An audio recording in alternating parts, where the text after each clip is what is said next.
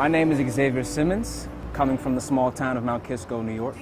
I go through a lot that I feel like he could help me with and really, understand, but unfortunately he's not around. My father and I think, have always had a weird relationship. He didn't know to allow himself to become vulnerable. Part of it was, if you show emotion or too much, people think you're weak. That was a no-no. He's just not that kind of guy. Every part of it made me who I am. My dad, the life that we lived, the life that other people thought, that we lived. DMX and his son haven't seen each other in a year and a half. That's why we never talk. Can't talk to you. Why not? Because of all you've done. I'm not so intent on, I have to get out of my father's shadow. I want to make the best music that I possibly can. I always extended like, yo, you didn't talk about anything, and you just never talked to me, but I hope you didn't think I didn't love you. For any challenging you, There every time in the house. You never attempted to challenge.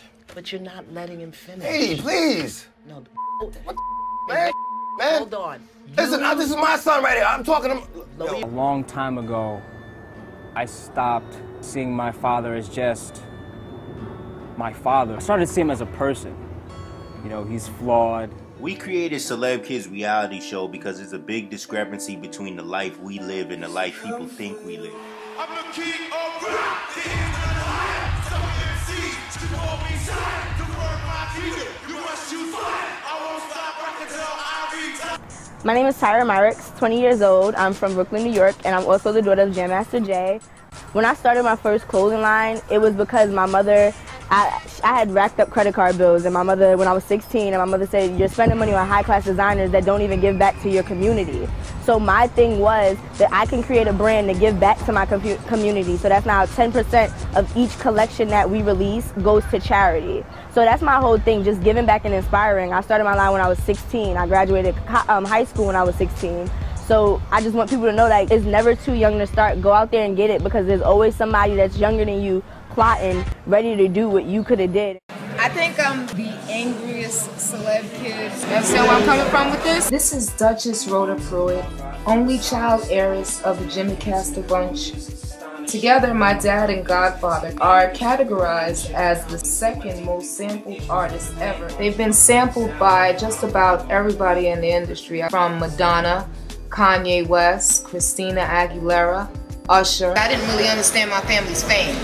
I didn't understand that my dad was on the radio and that Mary J. Blige in the future would be sampling him. I didn't understand all of these things. And I always heard from my mother and her friends, you should ask your dad for this or ask your dad for that. He's rich, he has it. I kind of wanted to be more of like a producer, I guess because that came, from him. He always steered me away from the industry. He doesn't want me to make it because he wants me to be physically in his presence, with him being the man, telling me what to do. Well, people know about my dad, my friends, my family, all the things I've done in Hollywood, but let me tell you about me. I'm a real estate broker, associate broker with Century 21, principal broker of Celeb Kids Realty and Productions. I'm a listing agent specialist. One of my ads, I'll show you with one of my partners who's an investor, great guy. When you're out there and you hear your dad on the radio with all these people, and then you're around real estate and you're doing the business and people don't understand, why are you here with us? Hey yo, what up? It's your boy Brisky, and this is my story. Pops is Grammy nominated platinum producer Johnny J. Ski McGowan from 95 South Quad City DJs. I couldn't really comprehend what was going on at such a young age. When Space Jam came out, that's when I knew that my pops had to be big. Along comes another new dance that they say you gotta learn. It's called The Train. This is Jay and Lana, better known as the Quad City DJ.